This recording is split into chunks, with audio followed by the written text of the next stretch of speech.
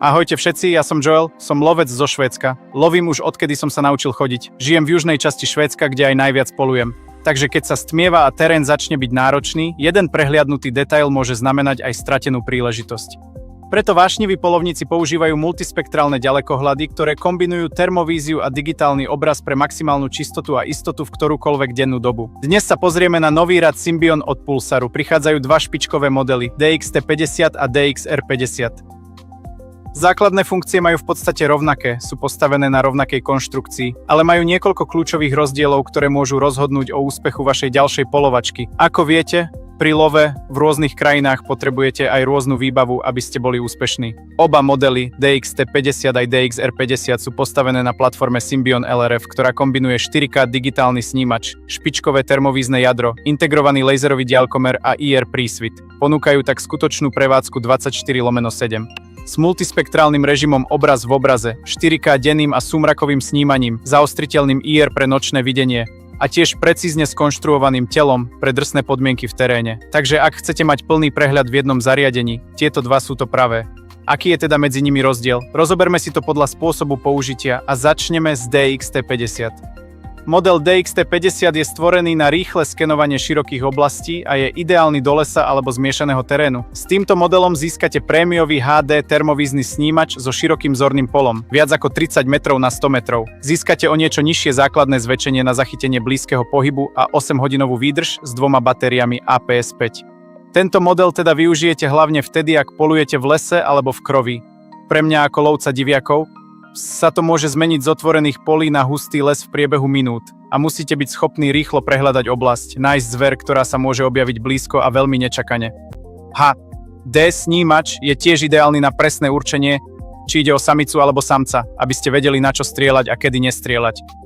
Na druhej strane DXR50 je navrhnutý na presnosť na dlhé vzdialenosti, takže získate vysoko citlivý termovízny snímač z NE-TD pod 18 mK, vyššie základné zväčšenie a digitálny zoom, ale máte užšie zorné pole, približne 15 metrov na 100 metrov.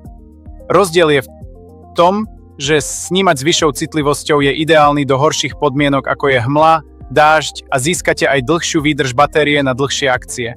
Tento teda využijete pri love na otvorených poliach alebo v horách, keď potrebujete identifikovať zver na veľkú vzdialenosť pri nevyspytateľnom počasí, takže ak preferujete dlhé pozorovania s maximálnymi detailmi. Nezabúdajte však, že s vyšším priblížením prichádza užšie zorné pole. DXR50 teda vyniká v detailnom zameraní, nie v širokom skenovaní. Oba modely podporujú režim obraz v obraze od Symbionu, čo vám umožňuje sledovať digitálny aj termovízny obraz naraz. Predstavte si to ako dva páry očí. Jeden vidí teplo a druhý prirodzené farby alebo nočné videnie. Spoločne vám pomôžu overiť, čo vidíte skôr než vystrelíte. Teraz si zhrňme kľúčové vlastnosti, na ktorých v teréne naozaj záleží. Oba modely Symbion majú digitálny denný, sumrakový a nočný obraz. Máte tu zabudovaný infračervený prísvit s 3 úrovňami jasu, výkonný laserový diaľkomer, nahrávanie fotiek a videí s úložiskom a ovládanie jednou rukou vďaka 2 zaostrovacím kolieskam. To je naozaj super, keď máte v jednej ruke zbraň a v druhej ďalekohľad. Máte k dispozícii mobilné aplikácie na streamovanie, aktualizácie a balistické výpočty. Prejdime teda k rozdielom. DXT50 má HD snímač s vyšším rozlíšením, ale DXR50 je citlivejší. DXT50 je stavaný so širokým zorným polom pre les a zmiešaný terén, zatiaľ čo DXR vyniká na dlhé vzdialenosti, na otvorených priestranstvách a v zlých podmienkach. Ktorý model Symbion by ste si teda mali vybrať? Po DXT50 siahnite, ak polujete v hustom lese alebo v rozmanitom teréne ako ja, lovec diviakov, kde sa terén dosť strieda a oceníte široké zorné pole a rýchle skenovanie. Chcete maximálnu ostrosť v termovízii aj v digitálnom obraze. Tento je úplne dokonalý.